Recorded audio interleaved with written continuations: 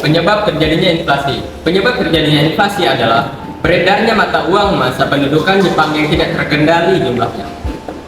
Penyebab inflasi di awal kemerdekaan juga diperparah oleh keputusan Belanda untuk melakukan blokade dagang ke Indonesia.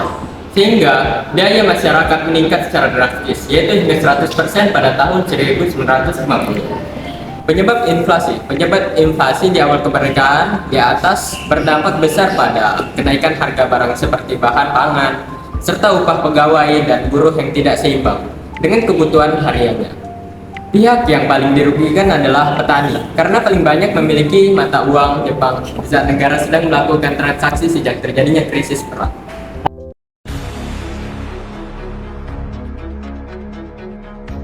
Keadaan ekonomi yang sangat sulit pada awal kemerdekaan semakin diperburuk dengan adanya blokade ekonomi yang dilakukan oleh Belanda. Akibat blokade tersebut, barang-barang milik pemerintah Republik Indonesia tidak dapat diekspor. Alasan melakukan blokade ekonomi yaitu yang pertama, mencegah masuknya senjata dan peralatan militer ke Indonesia. Yang kedua, mencegah keluarnya hasil perkebunan milik Belanda dan milik pengusaha asing lainnya. Tujuan dari blokade Belanda tersebut adalah untuk menjatuhkan Republik Indonesia yang baru berdiri dengan senjata ekonomi. Akibatnya, perekonomian bangsa Indonesia semakin memburuk dan bangsa Indonesia juga mengalami kekurangan bahan-bahan impor yang sangat dibutuhkan. Untuk menembus blokade ekonomi Belanda, pemerintah Indonesia melakukan usaha-usaha sebagai berikut. 1. Usaha yang bersifat politis. Indonesia mengirimkan bantuan beras sebanyak 500.000 ton dengan harga yang sangat murah pada India. Sebagai imbalannya, India mengirimkan bahan pakaian yang dibutuhkan oleh rakyat Indonesia. Usaha pemerintah ini berhasil. India menjadi negara Asia pertama yang paling aktif membantu Indonesia dalam perjuangan diplomatik di forum internasional. 2. Usaha yang bersifat ekonomis. Pemerintah Indonesia mengadakan hubungan langsung dengan luar negeri. Usaha ini dirintis oleh Banking and Trading Corporation atau BTC. BTC berhasil melakukan kontak dengan perusahaan swasta Amerika Serikat yang bersedia membeli barang ekspor Indonesia. Pemerintah Indonesia juga membantu perwakilan resmi di Singapura yang diberi nama Indonesia Office atau INDOF.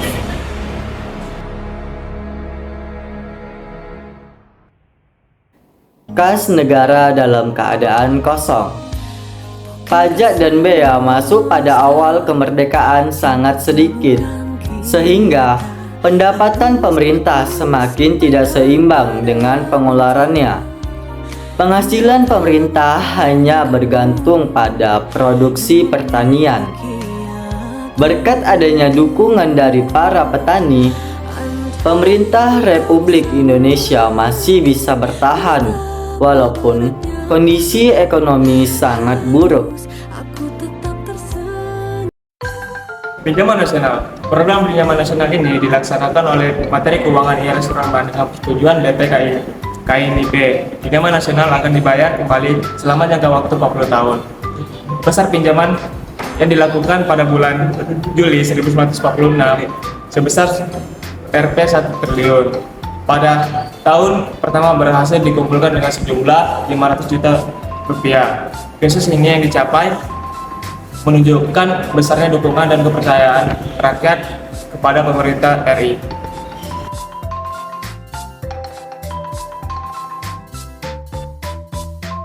Mengadakan konferensi ekonomi. Konferensi ekonomi pertama diadakan pada bulan Februari 1946 terkait masalah ekonomi di Jawa. Konferensi ekonomi ini dipimpin oleh Menteri Kemakmuran yaitu Insinyur Darmawan Mangunkusumo. Tujuan konferensi ini yaitu memperoleh kesepakatan bulat terkait masalah ekonomi yang mendesak seperti produksi dan distribusi makanan.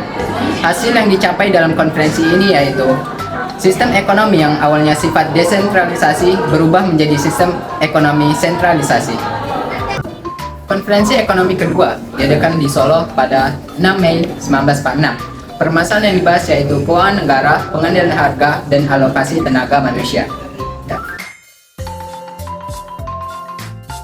Planning Board. Langkah-langkah yang dilakukan Badan Perancang Ekonomi atau Planning Board adalah menyatakan semua bangunan umum, perkebunan, dan industri menjadi milik pemerintah Republik Indonesia. Bangunan umum vital milik asing akan dinasionalisasi dengan pembayaran ganti rugi, serta perusahaan modal asing dan dikembalikan kepada yang berhak sesudah diadakan Perjanjian Republik Indonesia sampai Belanda.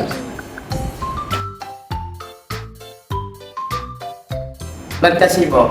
Plan Casimo adalah suatu untuk menyelesaikan masalah pangan yang digagas oleh Ignatius Joseph Casimo A. Pada 1948, Casimo saat itu sedang menjabat sebagai Menteri Persediaan Makanan Rakyat. Pada awal kemerdekaan Indonesia mengalami kekosongan kas negara dan pajak-pajak serta biaya masuk lainnya yang juga merosot secara drastis. Berawal dari situ, Casimo kemudian mencetus Plan Casimo. RERA, Program Rekonstruksi dan Rasionalisasi atau RERA dijalankan dalam Kabinet Hatta 20 Januari 1948. Program RERA ini diprakarsai oleh Wakil Presiden Muhammad Hatta yang bertujuan untuk mengurangi beban negara dalam bidang ekonomi, terutama terhadap mengkaji tenaga tentara militer pada saat itu. Selain itu, ia juga mengajukan usul agar tentara dikurangin agar kaum veteran diberikan pekerjaan yang produktif dan pekerjaan lainnya dalam pemerintahan. Berawal dari usul tersebut, maka dalam Kabinet Hatta dibentuklah Program Rekonstruksi dan Rasionalisasi RERA yang bertujuan menginvestasikan dan mengurangi jumlah angkatan bersenjata. PTE dipimpin oleh B.R. Motik. Tujuan PTE adalah menggiatkan kembali partisipasi pengusaha swasta. Dengan dibentuknya PTE ini diharapkan dapat melenyapkan rasa individu di kalangan pedagang sehingga dapat memperkukuh ketahanan ekonomi bangsa Indonesia.